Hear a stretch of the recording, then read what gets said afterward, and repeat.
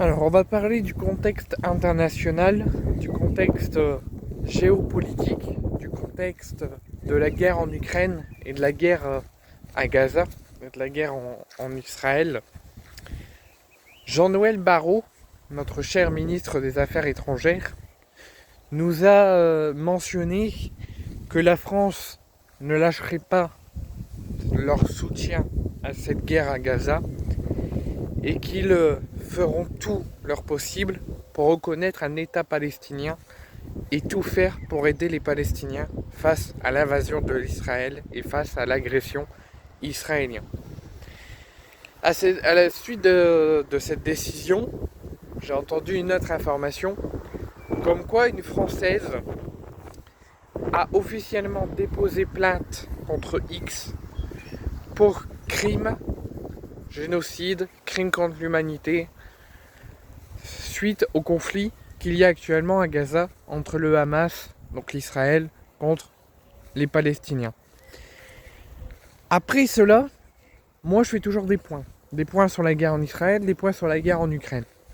J'entends parler que Donald Trump et Vladimir Poutine, donc à savoir que Vladimir Poutine a demandé de rencontrer, Zelensky, le président ukrainien, a demandé qu'il était pour rencontrer Donald Trump et qu'il proposait même de rencontrer en personne Vladimir Poutine, mais à une seule condition, c'est que Donald Trump soit présent. Zelensky l'a bien dit, si Donald Trump est là pour l'avenir de l'Ukraine, pour mettre fin à cette guerre, je suis prêt à rencontrer physiquement Vladimir Poutine. Donald Trump a ensuite mentionné qu'il était prêt pour une réunion à 3 bilatérale pour la fin du conflit, mais à une seule condition, c'est que Poutine et Zelensky ne disent pas qu'ils veulent se voir, mais qu'au final, le jour du rendez-vous, ils ne viennent pas. Parce que à la suite des dernières réunions européennes, Vladimir Poutine a demandé une rencontre avec Zelensky, a demandé une rencontre avec les dirigeants européens, et le jour du rendez-vous, il n'a jamais été là.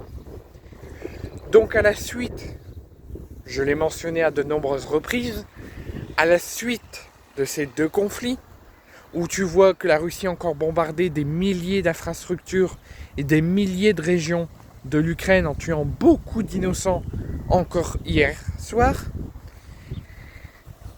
quand tu vois que des décisions partent dans tous les sens, que des propos sont dans tous les sens, et comme je vous l'ai dit, il n'y a aucune issue à cette guerre en Ukraine. Les décisions d'une semaine à une autre changent, ils partent d'une autre décision à une autre. Une personne qui dit je veux cette réunion, à chaque fois il n'est jamais là. Il n'y a aucune issue. Donc, à se prendre en compte aussi qu'à Gaza, l'Israël a bloqué l'aide humanitaire, a bloqué toute aide de médicaments, de vêtements, il n'y a aucune aide qu'on peut fournir à Gaza, à cause de l'Israël. Donc, il y a plus d'importance à cette guerre en Israël, à ce génocide, que la guerre en Ukraine. À la guerre en Ukraine, il n'y a aucun blocage d'aide humanitaire, de nourriture, de boissons, de vêtements, de médecins, de psychiatres, d'infirmiers, d'infirmières. On peut tout leur fournir. C'est ce que je demande. À la suite de ces propos de Jean-Noël Barrot, à la suite de la plainte, à la suite de ce qu'on voit de ces deux conflits, il y a plus d'importance pour la guerre à Gaza où c'est encore plus grave et avec un plus sérieux et plus dramatique que la guerre en Ukraine. La guerre en Ukraine, il n'y a aucune issue. La guerre à Gaza, il y a une issue qui est encore possible.